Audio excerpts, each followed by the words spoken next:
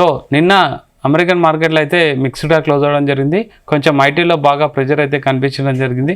So crude oil పెరగడం వల్ల ఎనర్జీకి సంబంధించిన సెక్టార్లో మాత్రం కూడా కొంచెం బాగా ప్రెజర్ అయితే ఉండే. అండ్ ఈరోజు లోకల్ వైజ్ చూసుకుంటే మాత్రం అన్నీ కూడా కొంచెం మార్కెట్ అయితే ప్రెజర్లోనే కనిపించడం జరిగింది. ముఖ్యంగా మార్కెట్ ఓపెనింగ్ చూస్తే గ్యాప్ అప్తో స్టార్ట్ అయిన మార్కెట్ అయితే కానీ ఎంబడే మళ్ళీ వాల్టాలిటీకి వెళ్ళడం నష్టాల్లోకి వెళ్ళడం అయితే అబ్జర్వ్ చేయొచ్చు. సో క్లోజింగ్ కూడా నష్టాల్లో మిగడం జరిగింది. ముఖ్యంగా చూసుకుంటే ఈరోజు నిఫ్టీ 143 పాయింట్లు నష్టాల్లో ముగియడం జరిగింది. 26,032 దగ్గర క్లోజ్ అయింది. అండ్ సెన్సెక్స్ చూసుకుంటే 503 పాయింట్లు నష్టాల్లో ముగిసింది. 85,130 దగ్గర క్లోజ్ అవడం జరిగింది. బ్యాంక్ నిఫ్టీ చూసుకుంటే 407 పాయింట్లు నష్టాల్లో ముగిసింది. 89,273 దగ్గర అయితే క్లోజ్ అవడం జరిగింది. Compare to dollar rupee value వచ్చేసి 89.94 దగ్గర అయితే ప్రజెంట్ ట్రేడ్ అవ్వడం జరిగింది. ఓవరాల్గా మార్కెట్ అయితే కొంచెం ప్రెజర్లోనే కనిపించింది. ముఖ్యంగా ఎఫ్ఎంసీజీ సెక్టార్లో అయితే మంచి మూమెంటం అయితే మనం అబ్జర్వ్ చేయొచ్చు. అండ్ తర్వాత చూసుకుంటే మెటల్ సెక్టార్లో అయితే బాగా ప్రెజర్ అయితే కనిపించింది. FMCG, IT and pharma sector మాత్రం మంచి మూమెంటం అయితే మనం అబ్జర్వ్ చేయొచ్చు.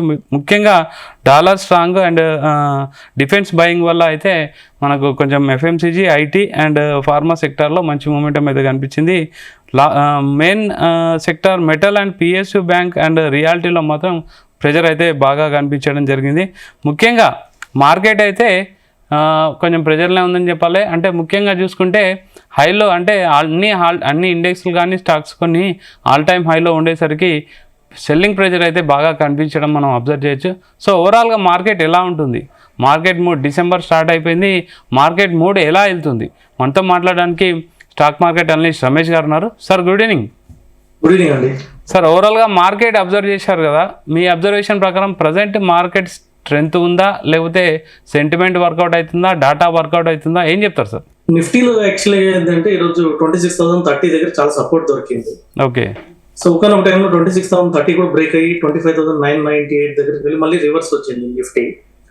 మళ్ళీ 26,030 అబోవే క్లోజ్ అయింది. యాక్చువల్గా 26,030 అబోవ్ చాలా సార్లు సపోర్ట్ దొరికింది. ఓకే. దీన్ని బట్టి స్ట్రాంగ్ సపోర్ట్ జోన్ మనం 26,030 దగ్గర చూడవచ్చు నిఫ్టీకి. ఏదైతే యాక్చువల్గా లాస్ట్ నవంబర్ ఫ్యూచర్స్ ఎక్కడైతే క్లోజ్ చేశారో 25,841, ఓకే, అక్కడ నుంచి డిసెంబర్ ఫ్యూచర్స్ వన్ డేలోనే 320 పాయింట్స్ అప్ చేశారు మార్కెట్ ని. సో అంటే డిసెంబర్ ఫ్యూచర్ స్టార్టింగ్ డేనే ఆల్మోస్ట్ 300 పాయింట్స్ పైకి తీసుకొచ్చి ఆల్ టైమ్ హై టచ్ చేశారు యాక్చువల్గా మార్కెట్ చేత. ఓకే. సో మళ్ళీ అక్కడ నుంచి కంటిన్యూస్ గా లాస్ట్ 4 days కంటిన్యూస్ గా సెల్ ఆఫ్ వచ్చింది మార్కెట్ లో. పర్టికులర్ గా వచ్చేసి ఎఫ్ఐఎస్ సెల్లింగ్ బాగా జరుగుతుంది. అదే మనం చూస్తే last month December future first day రోజు ఎఫ్ఐఎస్ ఎక్కువ మంది కొన్నారు. యాక్చువల్ డిఐఎస్ కన్నా ఎఫ్ఐఎస్ బయింగ్ ఎక్కువ ఉంది. లాస్ట్ 4 days మాత్రం ఎఫ్ఐఎస్ సెల్లింగ్ బాగా ఎక్కువ ఉంది. ఒకటి జిఎస్టీ నెంబర్ స్లో రావడము. సో జిఎస్టీ నెంబర్ గ్రోత్ లేదు యాక్చువల్గా, ఎందుకంటే జిఎస్టీ తగ్గించడం వల్ల lowest growth in the GST from the starting. GST ఎప్పుడైతే మొదలు పెట్టారో అక్కడ నుంచి లోయెస్ట్ గ్రోత్ ఈ మంతే వచ్చింది, నవంబర్ మంత్ వచ్చింది కాబట్టి. సో అదొక నెగిటివ్ పాయింట్. ఇంకొకటి వచ్చి యుఎస్ ఇండియా డీల్ ఇంకా జరగకపోవడం. సో మనకు తెలుసు జరుగుతుందని చాలా దగ్గరలో ఉందని మనం అనుకుంటానే ఉన్నాం, కానీ అది జరగట్లేదు. సో డైలీ పోస్ట్ పోన్ అవ్వడము, వీటన్నిటితో పాటు రూపీ వీక్ కావడము, ఇలాంటివన్నీ చాలా కారణాలు ఉన్నాయి మార్కెట్ కి నెగిటివ్. అలాగే మార్కెట్ కి పాజిటివ్ కూడా ఉన్నాయి. నిఫ్టీకి పాజిటివ్ వచ్చేసి ఈ వీక్ లోనే ఆల్ టైమ్ హై టచ్ చేసింది. Okay. All time high touch చేసిన తర్వాత కూడా నెక్స్ట్ లెవెల్ హై కూడా క్రియేట్ చేసింది. ఓకే. అంతేకాకుండా ఇప్పుడు ఆల్ టైమ్ హై టచ్ చేసింది అన్నారు, చాలా ఇండెక్స్లో ఆల్ టైమ్ హైలో ఉన్నాయి. ప్రజెంట్ ఇప్పుడు ఫ్రెష్ బై కానీ ఫ్రెష్ ఎంట్రీ కానీ లేకపోతే ఆల్రెడీ పోర్ట్ఫోలియో ఉన్న వాళ్ళు ఎలాంటి స్ట్రాటజీ మెయింటైన్ చేయాలి సార్? సో ఎస్ఐపి ఇప్పటికి కూడా ఎస్ఐపి రూపంలో మాత్రం డెఫినెట్ గా ఇన్వెస్ట్ చేసుకోవచ్చు. నెక్స్ట్ నిఫ్టీ టార్గెట్ వచ్చేసి 27,000, కాకపోతే 26,300 దగ్గర 26,350 దగ్గర కొద్దిగా రెసిస్టెన్స్ బాగా ఎక్కువ ఉంది మార్కెట్ కి. ఓకే. రెండు లెవెల్స్ వెళ్ళిపోతే 26,500 ఆ లెవెల్ కూడా వెళ్ళిపోతే 27,000 నిఫ్టీ డెఫినెట్ గా వెళ్ళిపోవడానికి ఛాన్సెస్ ఎక్కువ ఉన్నాయి. సో ఇంకా ఇంత నెగిటివ్స్ పాయింట్స్ ఉన్నా కూడా నిఫ్టీ 26,000 పైనే ఉంచుతున్నారు కానీ 26,000 తగ్గనట్లేదు. సో దీన్ని బట్టి మనం అర్థం చేసుకోవచ్చు ఇంకా బుల్స్ లో ఇంకా చాలా శక్తి ఉంది. యాక్చువల్గా లాస్ట్ ఇదే మనం 1 month బ్యాక్ చూస్తే 25,000 లోనే ఉంది నిఫ్టీ లెవెల్స్. ఇప్పుడు 26,000 అబవ్ ఉన్నాయి లెవెల్స్. సో 27,000 టువర్డ్స్ డెఫినెట్ గా నిఫ్టీ నెక్స్ట్ ఈ మంత్ లోనే ట్రై చేస్తుంది. కాకపోతే సో ఈ డాటా పాయింట్స్ అంటే మనకి ఆర్బీఐ పాలసీ ఉంది. రేపు ఫ్రైడే రోజు ఆర్బీఐ రేట్ కట్ చేయాలని అందరు కోరుకుంటున్నారు. సో రేట్ కట్ చేస్తే మాత్రం 27,000 వెళ్ళే అవకాశం ఉంది. లేకపోయినా కూడా దాని నుంచి పెద్ద డిమాండ్ ఏం లేదు కాబట్టి నో ప్రాబ్లం. కానీ రేట్ కట్ చేస్తే మాత్రం 27,000 వెళ్ళడానికి అవకాశం ఎక్కువ ఉంది. సో ఇలాంటి 1-2 పాయింట్స్ ఉన్నాయి. సో మనం చూస్తే ఆటోమొబైల్స్ డాటా బాగా వచ్చింది, స్ట్రాంగ్ గా వచ్చింది. ఆటోమొబైల్ షేర్స్ అన్ని బాగా పెరిగాయి. జిఎస్టీ తగ్గడం వల్ల ఆటోమొబైల్ షేర్స్ బాగా పెరిగాయి. కానీ ఇంకా ఈ రోజు చూస్తే బ్యాంకింగ్ సెక్టర్ చాలా ప్రెషర్ లో ఉంది. పర్టికులర్ గా HDFC bank, ICICI bank, axis bank, major banks ఏదైతే నిఫ్టీలో వెయిటేజ్ లో ఉన్నాయో అవన్నీ ఈ రోజు నిఫ్టీ డ్రాక్ చేయడానికి మెయిన్ అవే కారణమయ్యాయి. సో ఇలాంటి నెగిటివ్ పాయింట్స్ ఉన్నాయి, పాజిటివ్ పాయింట్స్ లో ఉన్నాయి. పర్టికులర్ గా చెప్పాలంటే ఇప్పుడు నిఫ్టీ రేంజ్ బాగుంటుందని చెప్పొచ్చు. అంటే నెగిటివ్ ఎక్కువ లేవు, పాజిటివ్ కూడా పెద్ద ఏం లేవు. రిజల్ట్ సీజన్ కూడా అయిపోయింది.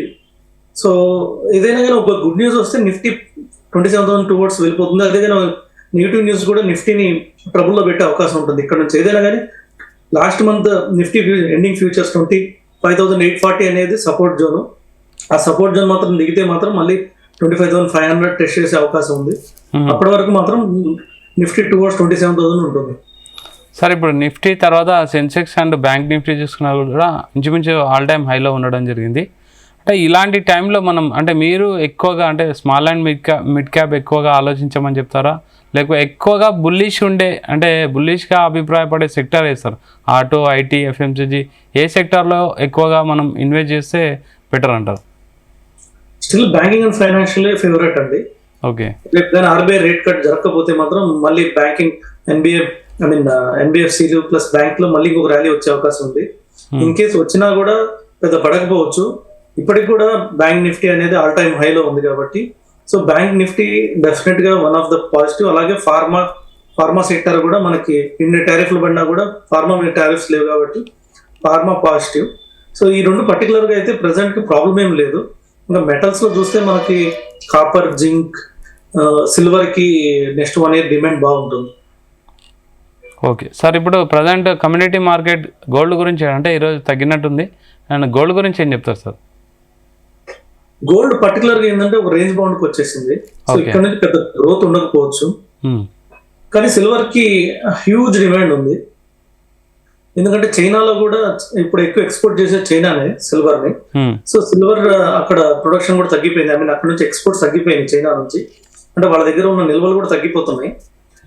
సో డిమాండ్ ఎక్కువ ఉంది కాబట్టి అంత ప్రొడక్షన్ లేదు కాబట్టి సిల్వర్ కి ఇంకా హ్యూజ్ డిమాండ్ వచ్చే అవకాశం ఉంది. అలాగే కాపర్, జింక్ కూడా నెక్స్ట్ 1 year బాగుంటుంది. సో ఎవరైనా కొనాలనుకుంటే సిల్వర్ బార్స్ కానీ సిల్వర్ కాయిన్స్ రూపంలో డెఫినెట్ గా సేవ్ చేసుకోవచ్చు. సార్ ముఖ్యంగా రేపటి మార్కెట్స్ ఓపెన్ ఎలా ఉండొచ్చు సార్? 26,30 దగ్గర మాత్రం చాలా స్ట్రాంగ్ సపోర్ట్ కనపడింది. ఈ రోజు 10 times ఆల్మోస్ట్ నిఫ్టీ ట్రై చేసింది 26,000 బిలో 26,030 బిలో వెళ్ళడానికి. కానీ అక్కడ సపోర్ట్ తీసుకొని మళ్ళీ పైకి వచ్చింది. కానీ ఒక్కసారి బ్రేక్ అయింది. బ్రేక్ అయినప్పుడు మళ్ళీ 26,000 టెస్ట్ చేసి మళ్ళీ 26,000 నుంచి 26,030 దగ్గరకు వచ్చింది కాబట్టి సో ఇక్కడ నుంచి కూడా మళ్ళీ పాజిటివ్ బ్రేక్అవుట్ ఉండే అవకాశం ఉంది. సో ఏదేమైనా కానీ మళ్ళీ గిఫ్ట్ నిఫ్టీ నెక్స్ట్ ఎలా ట్రేడ్ అవుతుందో చూడాలి. యాక్చువల్లీ ముఖ్యంగా మిడ్ క్యాప్స్ లో ఇంకా రిస్క్ ఉందా లేకపోతే ఆపర్చునిటీ ఏమన్నా ఉందా బై చేయడానికి? ప్రజెంట్ ఇంత మార్కెట్ పెరిగినా కూడా మిడ్ క్యాప్స్ పెరగలేదు. లాస్ట్ 1 week కూడా మిడ్ క్యాప్ అసలు పెరగలేదు. ఓకే. స్మాల్ క్యాప్ ఇంకా పడినాయి బాగా. డేంజర్ లోనే ఉన్నాయి ఇంకా స్మాల్ క్యాప్స్, చాలా స్మాల్ క్యాప్స్. మెయిన్ ఏంటంటే స్మాల్ క్యాప్స్ రిజల్ట్స్ బాగాలేవు. వాటి వల్ల కొద్దిగా ప్రాబ్లమ్స్ లో ఉన్నాయి. కాకపోతే ఏంటంటే ఎట్లయినా కానీ మనం small caps, mid caps bull market లో లార్జ్ క్యాప్ కన్నా ఎక్కువ పెర్ఫామ్ చేస్తాయి, నిఫ్టీ కన్నా ఎక్కువ పెర్ఫామ్ చేస్తాయి. స్మాల్ క్యాప్ కి మిడ్ క్యాప్ కొద్దిగా టైం ఎక్కువ పడుతుంది పెరగడానికి, పర్టికులర్ గా స్మాల్ క్యాప్స్ కి. సో ఎవరైనా అక్యుములేట్ చేయాలనుకుంటే మాత్రం డెఫినెట్ గా SIP రూపంలో స్మాల్ క్యాప్స్ లాంగ్ టర్మ్ కోసం ఇన్వెస్ట్ చేయొచ్చు ఇప్పటికి కూడా, ఈవెన్ మిడ్ క్యాప్స్ కూడా. Okay okay, thank you sir, thank you very much.